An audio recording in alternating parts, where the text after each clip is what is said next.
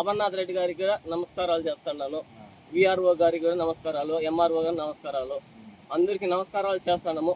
మా పంటలన్నీ పోయినాయి, వచ్చి మాకు అది పరిష్కారం చేయాలని కోరుకుంటున్నాము.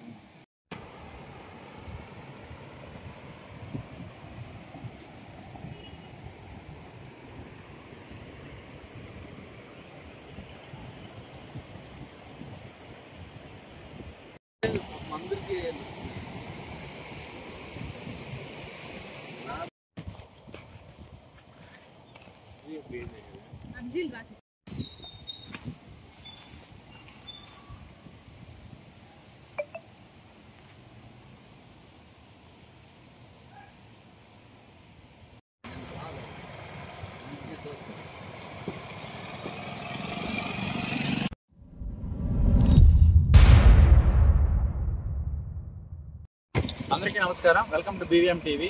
ఈరోజు పల్మనేరు మున్సిపాలిటీలో ఉన్నటువంటి నీలకుంటకి సంబంధించిన చెరువులో పూర్తిగా వాటర్ ఫ్లో రావడం వల్ల ఇక్కడ రైతులంతా ఇబ్బంది పడుతుందని చెప్పి మనం తేలడం జరిగింది. సో దానిలో భాగంగా ఇక్కడ రావడం వచ్చాం. మేము చూస్తే ఎక్కడ చూసినా కూడా వాటర్ ఫ్లో అయితే ఎక్కువ ఉంది.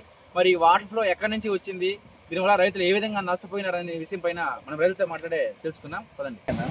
చెరువు ఇట్లా పోతుంది కదా, దీనికి సంబంధించిన కాలువ కానీ ఏం లేదా?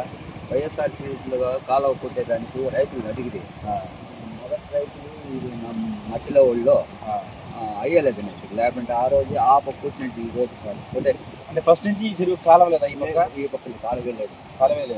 అంటే ఇప్పుడు నీళ్ళు ఇట్లా పోతున్నాయి అంటే మీకు ముందుగానే ఏదైనా ఇంటిమేషన్ ఇచ్చినారు అధికారులు వచ్చి మీరు చెప్పినారు నీళ్ళు వస్తాయని చెప్పి ఏమన్నా కానీ? నీళ్ళు వస్తాయని వాళ్ళు చెప్పలేదు సార్. ఉన్న పలంగా వదిలేండి, ఇంకా పెచ్చలు గండి కొట్టుకొని. ఓకే.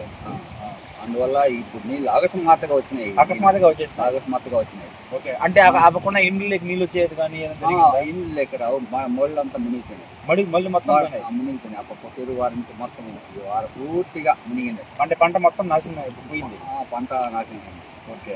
అంటే దీనికి సంబంధించి అధికారులు ఏమన్నా చూసేది కానీ పర్యవేక్షణ చేసేది కానీ చేసినారా? ఎవరు లేదు సార్, ఎవరు రాలేదు. మరొకటి కానీ ఎవరు రాలేదు. అంటే ఎట్లా ఇప్పుడు ఆ చెరువులో నీళ్ళు రావడం వల్ల మరొకైందా, అతను పడిన వర్షాల వల్ల మరొకైందా? ఇది ఆ చెరువులో గండి పెరికిన దానివల్ల ఎక్కువ అయిపోయింది. పెరికేసినారు. అందువల్ల ఎక్కువ నీళ్ళు వస్తాయి, లేకపోతే ఆ పక్కనే సరిపోతా ఉంటాయి, కాలువలో పోతా ఉంటాయి. ఇప్పుడు ఆ గండి పెరికిన దానివల్ల ఇప్పుడు ఈ సమస్య ఇప్పుడే వచ్చింది.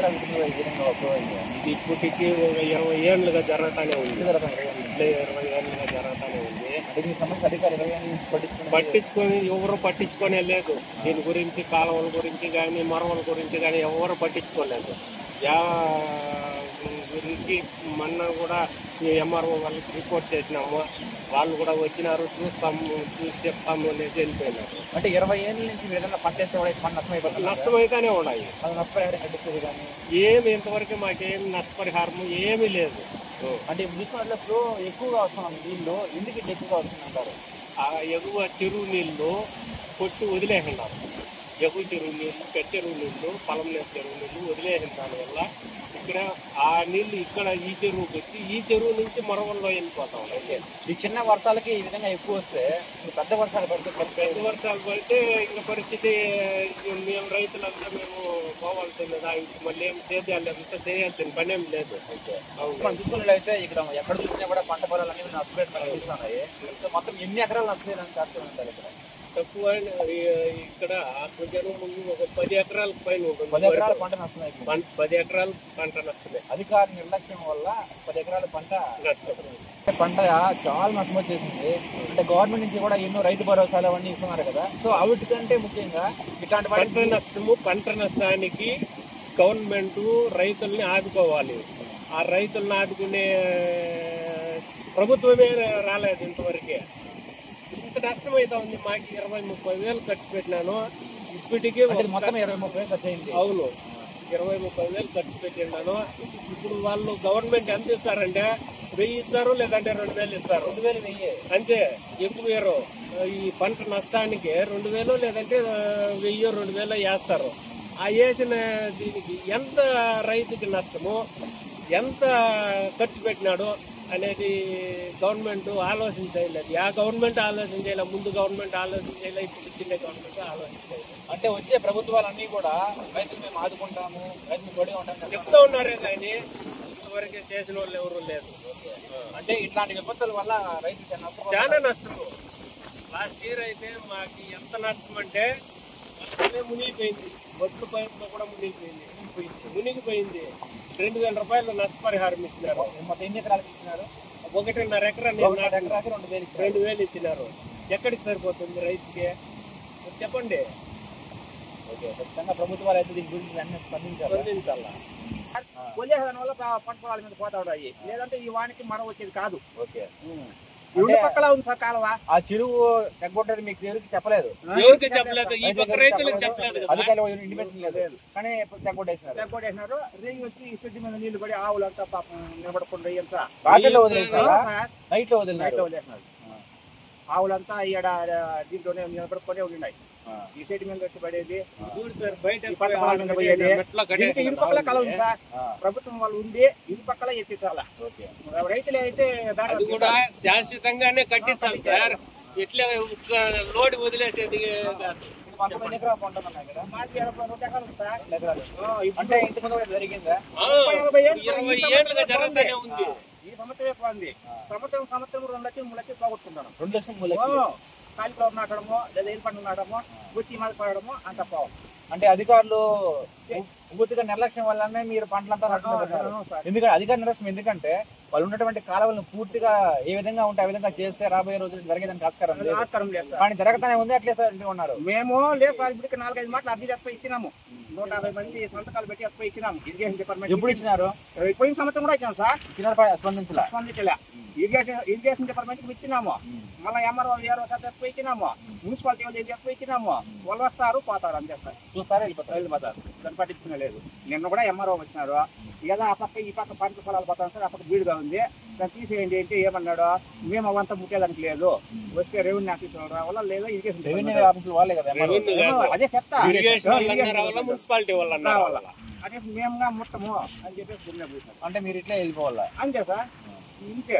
లేదంటే ఆ 2,000 వేస్తామంటారు. అది కూడా ఏది లేదంటే ఇప్పుడు మడంతా చూసుకోమంటారు. దానికి ఏదో నష్టపరిహారం కట్టిస్తామంటారు. 2,000 వేస్తామంటారు. అది కూడా ఏది సార్. 2,000 ఇస్తే మీరు పండించిన పంటకి ఎకరాకి 50,000 ఖర్చు వస్తుంది సార్. 50,000 ఇస్తే 2,000 ఇస్తారు. 2,000 ఇస్తారు. అది ఏంటి మాకు అది వచ్చినా ఒకటే రాకపోయినా ఒకటే. మాకు దగ్గర ఉండి వీళ్ళు కాలంలో తీసేస్తాం. దాన్ని కూడా శాశ్వతంగా నీళ్లు పోయే మాదిరి శాశ్వత పరిష్కారం కావాలంటారు మీకు? అవును సార్. సదా ఈ మడి మీదేనా? అవును సార్. ఎన్ని ఎకరాలు నాటినారు మడి? 1 ఎకరా మడి నాటినారు. ఎంత ఖర్చు వచ్చింది మొత్తము? 30,000 ఖర్చు వచ్చింది. ఇప్పుడు చూసుకున్నట్లయితే ఎక్కడ చూసినా నీళ్ళు ఉన్నాయి. నీళ్ళు ఫ్లో వల్ల మడి మొత్తం పోయింది. దానికే సార్ చేసేది ఫ్లోయింగ్ లేకుండా, అది కాలువలు లేకుండా వాళ్ళు అధికారులు తీసుకోవాలి దాని చర్యలు. దాన్ని తీసుకుంటే మాకు ఏదో పంట పొలాల మీద నీళ్ళు పోకుండా కొంచెం మాకు సేఫ్టీగా ఉంటుంది. అది అధికారులు వాళ్ళు నిర్లక్ష్యం వల్ల ఇదంతా పూర్తిగా అధికారుల నిర్లక్ష్యం వల్ల మీ పంట మొత్తం నాశనం అయిపోయింది అంటారు? పూర్తిగా అధికారుల నిర్లక్ష్యమే కాదు, రైతులు కూడా అక్కడక్కడ వాళ్ళ పొలాల దగ్గర క్లోజ్ చేసేస్తున్నారు కాలువలో. ఇంకా వాళ్ళు ఏంటంటే మీరు పొలాల దగ్గర మీరు క్లోజ్ చేసుకున్నారు కాబట్టి అది కూడా చేస్తాము అనేసి చెప్తా ఉన్నారు. నిన్న కూడా ఎంఆర్ఓ సార్ వచ్చినారు. ఇరిగేషన్ డిపార్ట్మెంట్కి కూడా ఒక మెసేజ్ ఇస్తాము. వాళ్ళు వచ్చి చూస్తారు. వాళ్ళు వచ్చి సర్వే చేసి దాన్ని కాలువలు ఎక్కడెక్కడ ఉన్నాయో దాన్ని ఎంత తీసిస్తాము అనేసి అంటారు. తీసేదే కాదు, దానికి శాశ్వత పరిష్కారము. దానికి కట్టడం కట్టేసి మా పొలాల్లోకి వర్షం నీళ్ళు వస్తాయి పోతాయి, అది సహజము. ఇట్లా మొరవలు ఎక్కువ వర్షాలు పని అంటే అది శాశ్వతంగా ఏట్లోకి కౌండేని నది ఉంది.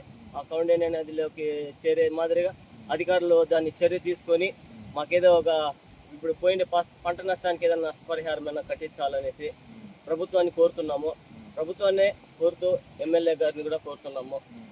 ఎమ్మెల్యే గారు పర్యవేక్షణ చేసినారా ఇప్పటిదాకా? ఇక్కడికి రాలేదండి. మేము పోలేదు, ఎమ్మెల్యే దగ్గర వరకు కూడా పోలేదు. అది కూడా చెప్తాను. మేము ఎమ్మెల్యే దగ్గరికి పోవాలా, ఇంకా కావాలా మాకు పరిష్కారం కావాలంటే ఎమ్మెల్యే దగ్గరికి పోతాము. ఎమ్మెల్యే గారికి నమస్కారాలు. మీరు కూడా వచ్చి మా పంట పొలాలని చూడాల్సిందిగా కోరుచున్నాము. అమర్నాథ్ రెడ్డి గారికి కూడా నమస్కారాలు చెప్తున్నాను. విఆర్ఓ గారికి కూడా నమస్కారాలు, ఎంఆర్ఓ గారికి నమస్కారాలు, అందరికి నమస్కారాలు చేస్తున్నాము. మా పంటలన్నీ పోయినాయి, వచ్చి మాకు అది పరిష్కారం చేయాలని కోరుకుంటున్నాం. ఓకే, మనం చూసుకోవచ్చు వారి ఆవేదన, రైతు ఆవేదన. స్థానిక ఎమ్మెల్యే గారు కూడా వెంటనే దీనిపైన స్పందించాల్సిన అవసరం ఎంతైనా ఉంది. ఎందుకంటే వాళ్ళు కూడా వాళ్ళ ఆవేదన వ్యక్తం చేస్తూ ఎమ్మెల్యే గారు దీనిపైన స్పందించండి అని చెప్పేసి అయితే వారు నమస్కారం చెప్పి మరి ఎమ్మెల్యే గారిని అయితే ప్రాధాయపడుతున్నారు. సో దీనిపైన అందరూ స్పందించి ఏదైతే రైతు భరోసా కింద ఇచ్చే 2,000, 3,000 కాకుండా వాళ్ళు పూర్తి స్థాయిలో పంట ఎంతనైతే నష్టమైందో వాళ్ళు ఎంత ఖర్చు పెట్టినారో అంత మొత్తం ఇస్తే రాబోయే రోజుల్లో కూడా ఇట్లాంటి పంటలు పండించడానికి అయితే ఆస్కారం అయితే ఉంటుంది. ఇట్లాంటి రైతులు కూడా మనం బతికించడానికి ఆస్కారం ఉంటుంది. ఎందుకంటే చూసుకున్నట్లయితే గత ప్రభుత్వంలో కూడా మాకు కూడా రైతు భరోసా కానీ పిఎం కిసాన్ అమౌంట్ కూడా రాలేదు. అదేమో మాకు తెలియదు, రాలేదు మాకు గత ప్రభుత్వంలో కూడా. ఈ ప్రభుత్వంలో కూడా ఫస్ట్ విడతల వేసినారు అన్నారు కానీ మాకు రాలేదు. అది కూడా ఎమ్మెల్యే గారికి నమస్కారాలు చెప్తుంటాను. సార్ మాకు రైతు భరోసా రాలేదు సార్, అది కూడా మీరు స్పందించాలనేసి కోరుకుంటున్నాం.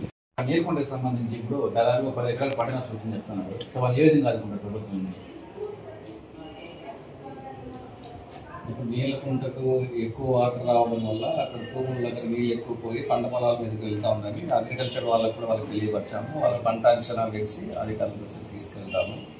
అదేవిధంగా అక్కడ ఉన్నటువంటి ఎంక్రోచ్మెంట్ ఉందని మా దృష్టికి వచ్చింది కాబట్టి మేము దాని మీద కూడా సర్వే చేసి ఎంక్రోచ్మెంట్ రిమూవ్ చేసేదానికి యాక్షన్ తీసుకుంటాం. సార్ రైతులతో మాతో మాట్లాడారు సార్, దాదాపుగా 20 సంవత్సరాల నుంచి మాకు ఈ ప్రాబ్లం ఉంది, దీనికి సొల్యూషన్ లేకుండా పోతుంది అంటున్నారు. సో ఏ విధంగా సొల్యూషన్ చూపిస్తారు వాళ్ళకి? ఇప్పుడు మనకు కాలువలు ఎక్కడైతే ఉన్నాయో, ఎక్కడైతే ఎవరైనా ఎంక్రోచ్మెంట్ చేస్తుంటే కూడా పూర్తిగా వాటినన్నిటిని కూడా రిమూవ్ చేసేదానికి యాక్షన్ తీసుకుంటున్నాం.